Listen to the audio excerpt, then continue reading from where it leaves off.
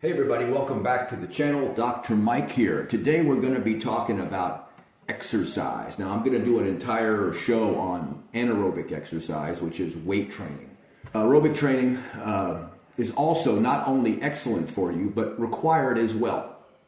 And I just want to do a little bit of a little background on why aerobic training is also vitally important. Again, we're going to do a whole other show on anaerobic training, weightlifting, how to do it, why to do it, what it accomplishes, all those things, okay? But today we're talking about aerobic training, which is aerobic simply means in the presence of oxygen. So this is your walking, your jogging, your running, those types of exercises. Your rowing, anything where you're breathing heavily, but doing it for a period of time, okay?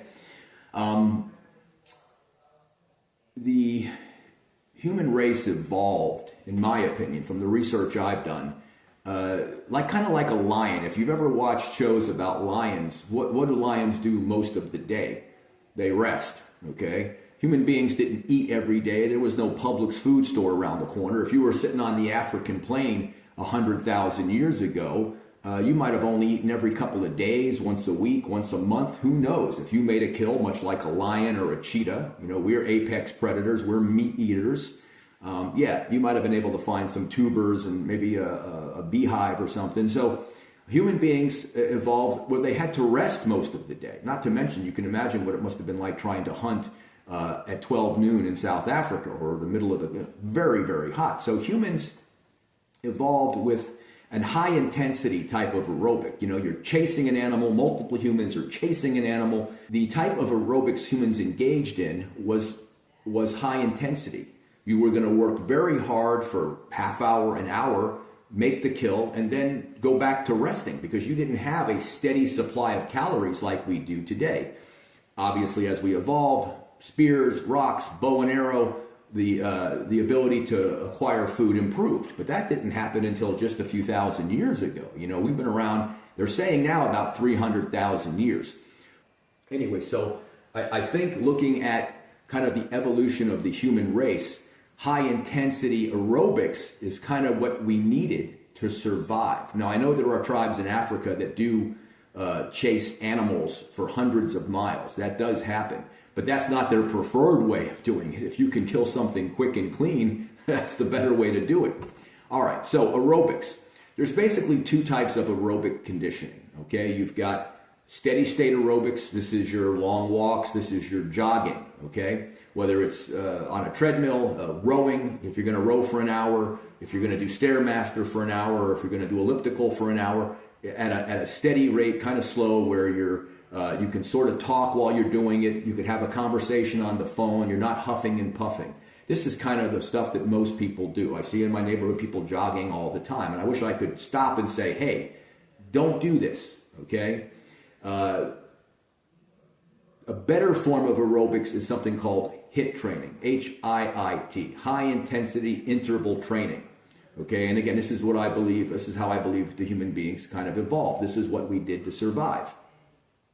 So high intensity interval training the nice part about it is, and this is where it ties in with weightlifting, is it can be done the same day as your weight training without short-circuiting your muscle gains.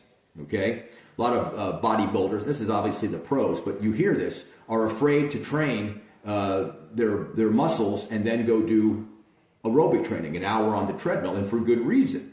That has been shown to kind of interfere at times with, especially on leg day, with their anabolic growth, with their muscle growth. But HIIT training has been shown not to interfere. Plus, it's far better for you. Let me just give you a stat.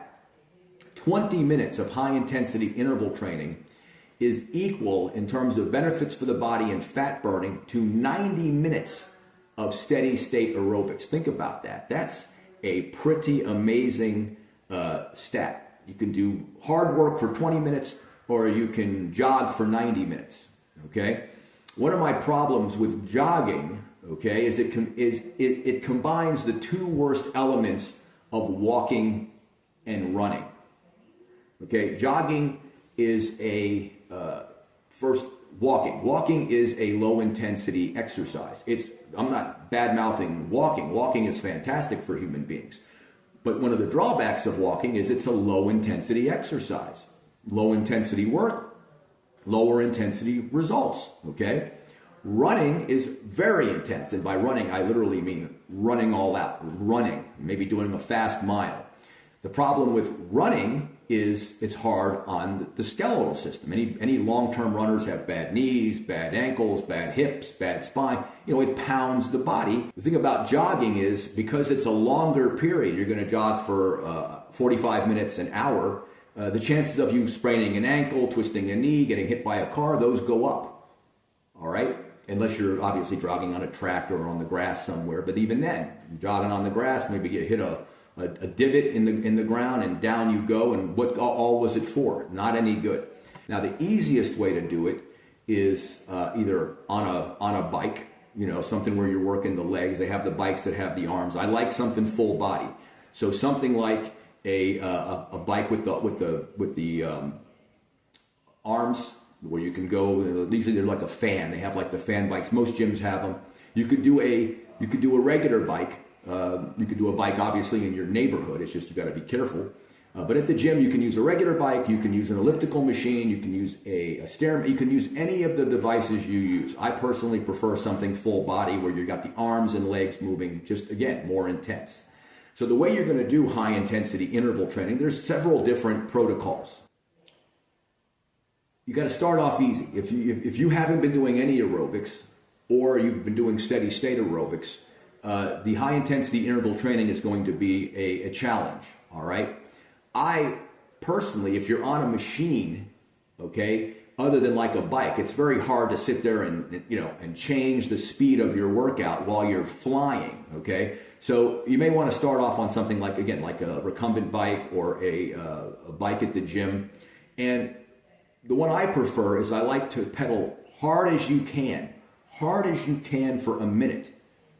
Then you're going to rest for a minute. That's where you can start. 1 and 1. 1 minute of hard pedaling, 1 minute of relaxing. Now, if 1 minute of hard pedaling is too much, let's make it 30 seconds of hard pedaling and 1 minute of rest. Now, by rest, I don't mean you stop. You go back to a normal, just sort of cruising. And it's pretty easy to adjust the bike that way. They even have HIIT programs where, it looks like a spike. You're going along here, it goes up, much harder, and then back down. You can program that if you want, and you can make it harder or easier based on what level you put it at.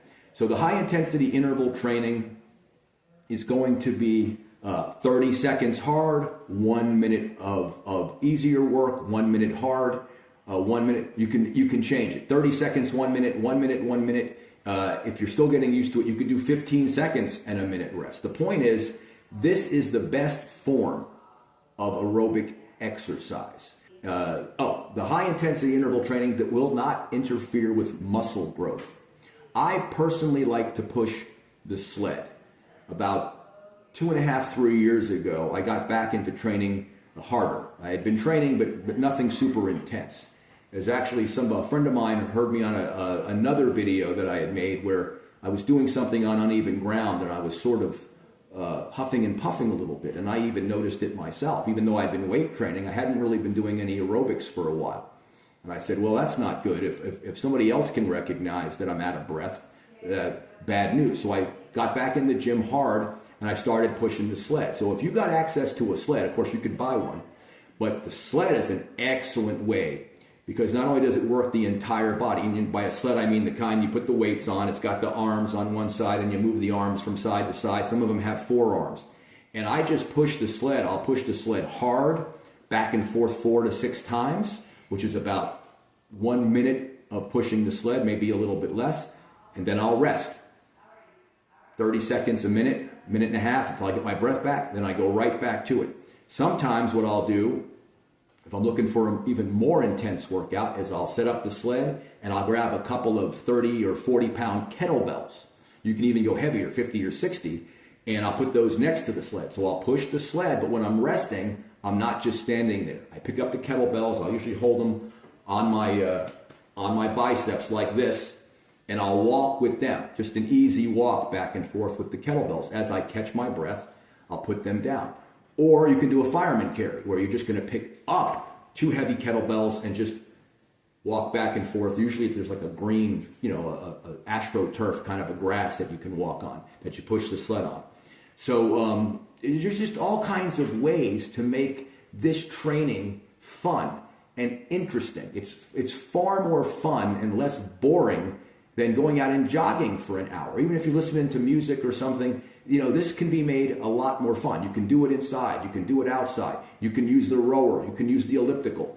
The key is the way it's performed. Hard for 15 seconds, 30 seconds, 45 seconds, a minute. Going much more than a minute is not easy to do. I think any protocol beyond a minute, you're going to have to be kind of elite for that. So a minute of hard training, anywhere from a minute to 4 minutes of rest based on these studies, you can do that. You do that 15 or 20 minutes. Not only are you getting the benefit of as much as 90 minutes of steady state aerobics, but as I said, if you're into weightlifting as I am, and like probably most of you are, you won't interfere with your muscle gains if you do it that way. So just to recap, high intensity interval training, it's much more efficient than steady state aerobics.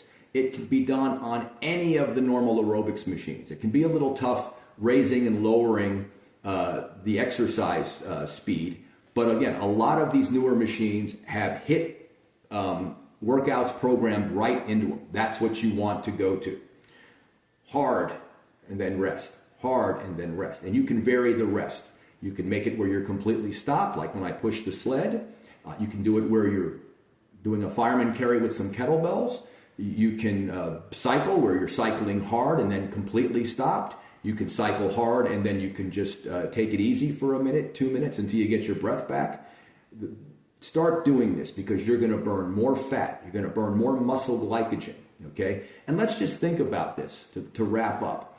If you go out for a walk, if you're looking at your metabolism here, okay, and the recovery here, okay, if you go out for a walk, you're going to raise your metabolism a little. Maybe your resting heart rate is, say, 65. So when you're out walking, it'll come up to, say, 80. But as soon as you stop walking, as soon as you get home, how long does it take you to recover from that? You're going to be breathing normally and back down to your normal metabolism in a very short time, 30 minutes maybe an hour. So there's no residual effect. If, however, you go out and you perform high intensity interval training, any of the ones we talked about, now that spike is going to be up here. It's going to go right off the page. Harder than anything you've done all day or maybe all week or maybe your entire life. So now the stress on the body is great. The burning of glycogen is much higher. You're going to access those fat stores. But when you stop, you're going to be soaking wet. You're going to be breathing hard. And your metabolism is going to be up and running for hours after that. You may not get back to normal for 4, 5, 6 hours. Sometimes people go the whole day with their metabolism up. So if you don't have any kind of an injury which would preclude you from doing this, think about high intensity interval training, especially if you have limited time. People have busy lives. It's very hard to go out and jog for 45 minutes in an hour or do any aerobics for that long. Whereas this can be done literally 10, 15, 20 minutes maximum. I will say this, high intensity interval training is not pleasant, okay? I wouldn't say it's fun. It's hard. It's hard work. I happen to really enjoy it because it is hard work and I don't have to do it for a long period of time and I can vary it so much. I'll ride the bike hard. I'll push the sled. Sometimes I'll get on the Stairmaster. You can really keep it interesting that way. And of course, knowing you're only going to be on there for 15 or 20 minutes certainly helps. So think about that high intensity interval training. Try and incorporate that into your workouts. And very soon we'll drop a video about the anaerobic or the weight training, and we'll talk about how to accomplish that without injuring yourself and with getting the maximum results, okay? I'll see everybody on the next one.